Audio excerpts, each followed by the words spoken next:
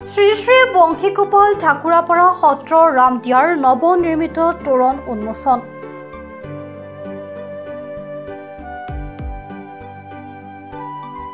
শ্ৰী শ্ৰী বংশীগোপাল ঠাকুৰাপাৰা সত্ৰৰ ৰামদিয়াৰ নৱনিৰ্মিত মূল তোৰণ আজি এক ধৰ্মীয় ৰীতি-নীতিৰ মাজেৰে উন্মোচন কৰা হয়। এই অনুষ্ঠানৰ আৰম্ভণিতে দাতা পৰিয়ালৰ তিলক চন্দ্ৰ মজুমদাৰক গায়ন বায়নেৰে সত্ৰ প্ৰাংগণলৈ আদৰি অনা হয়।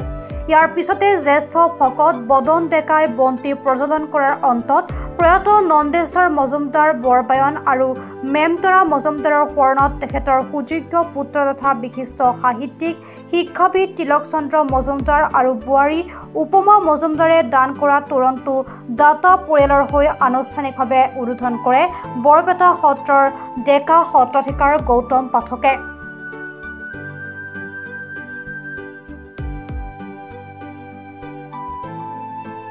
নাম ফলক উন্মোচন কৰে নাৰায়ণ আতয়ে।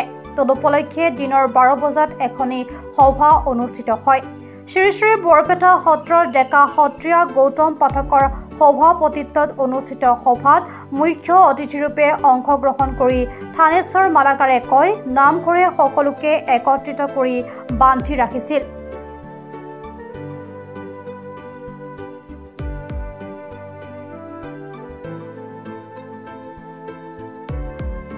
নিৰ্দিষ্ট বক্তাৰূপে অংশগ্ৰহণ কৰি অসম শিল্পী কাননৰ সম্পাদক প্ৰধান মৃদুপৱন বৰাই কয়, সামাজিক প্ৰাণী হিচাপে সকলোৱে সম্প্ৰীতিৰে বসবাস কৰিব লাগিব।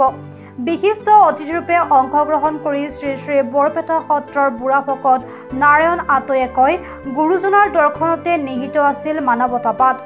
অসমীয়া জাতিৰ নামঘৰ সত্ৰত গুৰুজনাৰ আদৰ্শৰ প্ৰতীকৰূপে চিহ্নিত হৈ আছে।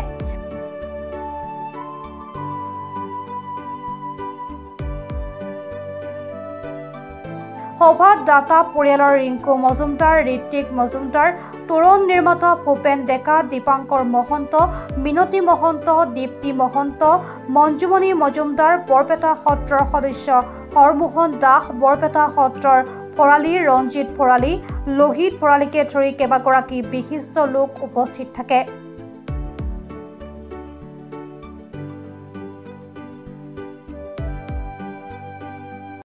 আমাৰ পৰিয়ালৰ এটা বহুদিনীয়া আশা পূৰণ হ'ল।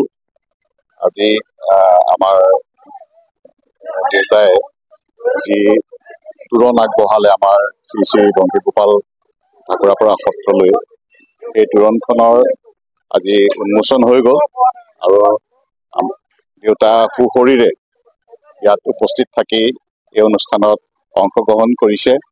আৰু তেখেত বহুদিনৰ পৰা অসুস্থ হৈ আছিলে।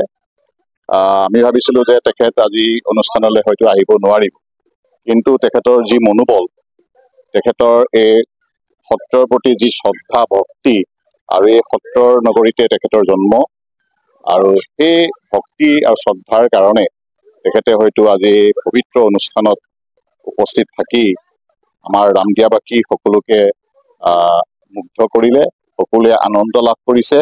আজি আমাৰ এই ঠাকুৰাপাৰা সত্ৰৰ যি মূল তোৰণ, সেই মূল তোৰণ এটা বহুদিনীয়া এটা অভাৱ আছিলে, আৰু এই সত্ৰৰ যি বিষয়ববীয়াসকল আছে, তেওঁলোকে আমাৰ দেউতাৰ অনুৰোধ যে তেখেতে এই তোৰণখন তেখেতৰ পিতৃ মাতৃৰ স্মৰণ কৰি তেখেতে এই তোৰণখন আগবঢ়াব। এই কথাটো আমাৰ সত্ৰৰ বিষয়ববীয়াসকলে মানি ল'লে, আৰু সুবিধাটো সত্ৰৰ সকলো বিষয়ববীয়াই আমাক পৰিয়ালক দিয়াৰ বাবে মই আজি এই সত্ৰৰ সকলো বিষয়ববীয়া সদস্যক মই ধন্যবাদ জ্ঞাপন কৰিছোঁ। আৰু সঁচাকৈ তেখেতৰ পুত্ৰ হিচাপে আজি পবিত্ৰ দিনটোত, এই পবিত্ৰ অনুষ্ঠানটোত উপস্থিত থাকি মই গৌৰৱ অনুভৱ কৰিছোঁ। আমাক এই সত্ৰৰ পৰা বৰপেটা সত্ৰলৈ আমন্ত্ৰণ জনাইছিলে।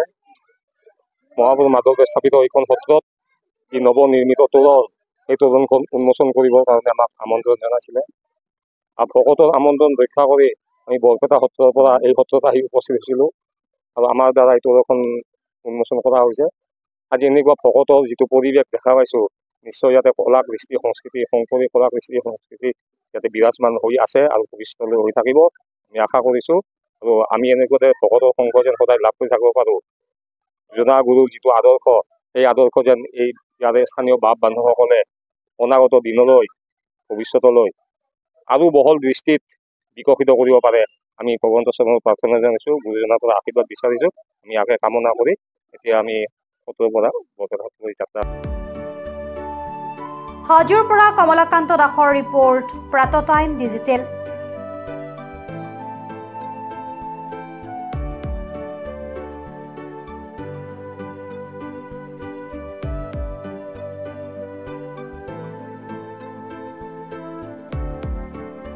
অসমৰ সংবাদ জগতখনৰ বাবে এক সুখবৰ।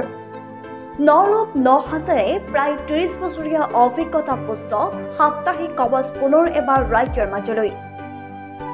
স্বত্বাধিকাৰী প্ৰণীতা কলিতাৰ দ্বাৰা প্ৰকাশিত আৰু অমৰজ্যোতি প্ৰিণ্টাৰ্ছ, গুৱাহাটী কমাৰ্চ কলেজৰ বিপৰীত ফালে মুদ্ৰিত।